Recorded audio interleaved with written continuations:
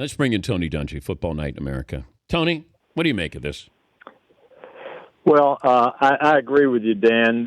You could say it differently. Hey, for the Cowboys to win in the state that they're in with no Tony Romo, they need 150-yard gains from Dez Bryant. And so far we haven't gotten that. Even though he came back early, made a great play in the end zone to kind of get them in position to win that game, they didn't win it. And so I agree with the premise, but I think it could have been said differently. And you've been around. I mean, Peyton Manning heard everything that was said about him or that was written about him. How did he deal with it? Oh, he very much was aware of what was being said and what was going on. That's part of it. I think most pro athletes are that way.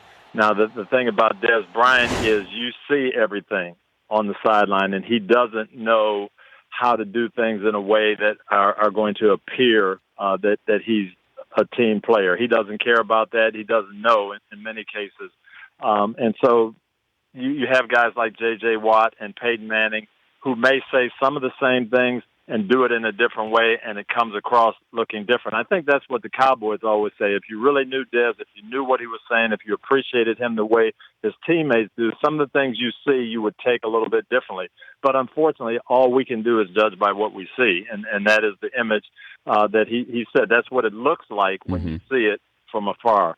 Yeah, I'm fine. I like Dez Bryant's passion, and I said the fact that he came from where he came from just to get to the NFL is a great story. I love the passion. He does care.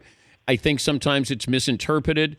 Whereas Greg Hardy, they're trying to spin that he's a leader and he's passionate and he cares. That's the difference that I have in this, Tone.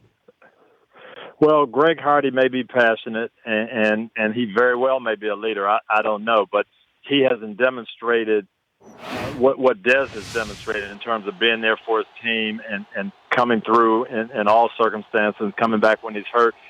I haven't seen that I've seen from Dez Bryant. I think Greg Hardy is a situation where they needed a talented pass rusher, and they found one, and they're going to justify everything about that to say that, we weren't just after a performer, we were doing something more. Were you ever given a player that you didn't want, you didn't like the personality or the person, but management got that player for you? No, I was very, very fortunate in working for Rich McKay and Bill Polian that we'd have those discussions, and I never had the final say in the roster of who we're going to sign and who we're going to bring in.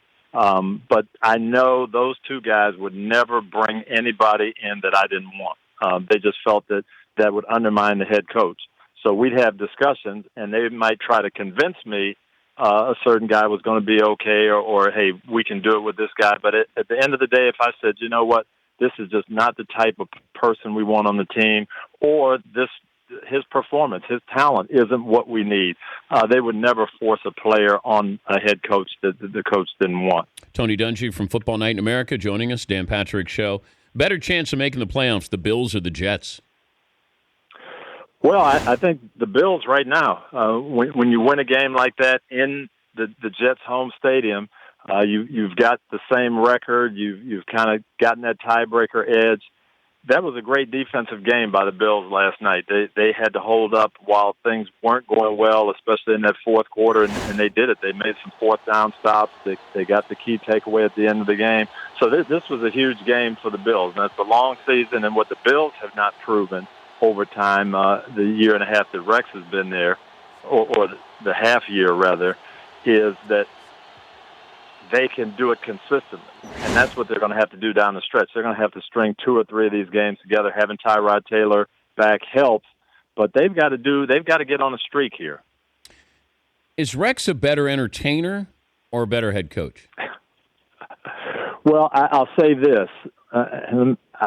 He's a great entertainer, so it's going to be tough to be a better head coach than an entertainer. He's a very good head coach. His players love to play for him. He instills that loyalty. But what we haven't seen is the consistency. Can you bring that team at a high level over a long stretch, a long course of a season? Can you do it for a long playoff run? And that's what's going to prove if he's a great coach or not. A report out of Indianapolis yesterday that Jim Irsay might be interested in bringing Nick Saban in and letting him have complete control of the Colts. What do you think of that possibility? There's always I remember when I was in Tampa and we were winning just like Chuck Pagano is and weren't winning enough, I guess, and weren't winning playoff games that people hoped you win. And so you'd hear all these reports. They're going to bring Bill Parcells in. They might do this. To me, it does a disservice to trying to win, to let those kind of things get out. If I were Jim Irsay, I would debunk that right now and say, you know what, we're focused on the season. We're trying to win here. We're trying to go to the Super Bowl with the group that we have.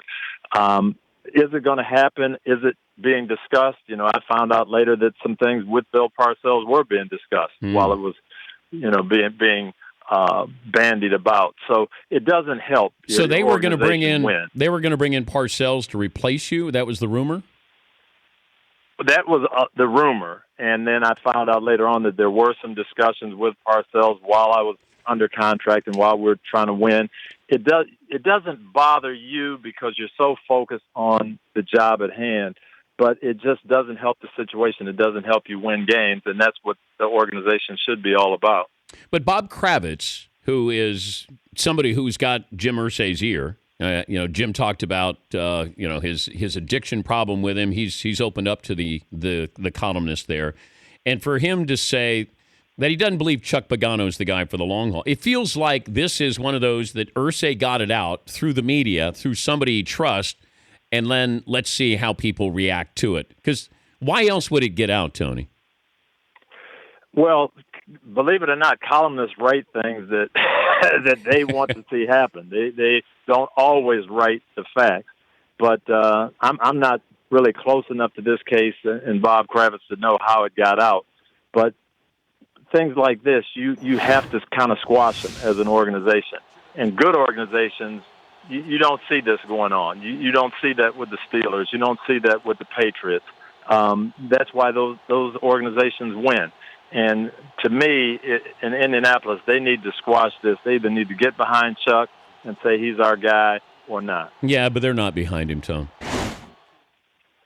They're not. Well, then that's going to be a problem. Yeah, but I think it's a foregone conclusion that Irsay wants a big-time guy in there and that this will be Chuck's last year there. It just now is when you start with the rumor, speculation here. And what's Jim Irsay say? Hey, Chuck's our guy, or we have no interest in Nick Saban. He probably does have interest in Nick Saban, and he knows Chuck Pagano is not his guy. So I don't know if he'll come out and, try to suppress these rumors. Well, if he doesn't, then you got the scoop. Yeah, well, I think that he's going after a big-time guy, and I think Chuck Pagano is not long for the job. We've got Sunday night. It'll be Arizona and Seattle, a huge game for both of these teams. How do you see this playing out? Well, I think it's a Super Bowl for Seattle, and most coaches don't say that, and you don't put it on one game. But for Seattle, they have to. They can't afford another loss. They've had their bye, had a way to kind of get Russell Wilson and Jimmy Graham more acclimated, figure out what they're going to do with Graham. And they've got to make a stand. They've got to start playing better ball. They can't let Arizona go 3 games up on them. So we're going to see everything they've got. And Bruce Arians, I think, is going to look at it the same way. Hey, we've got a chance to go into Seattle's place where we've had problems in the past, but we can drive a stake in them and take care of business. So I think we're going to see a great game. It's going to be emotional, and it is going to be like a playoff game. I will see you Sunday. Looking forward to it. Thank you, Coach. It's Tony Dungy from Football Night in America.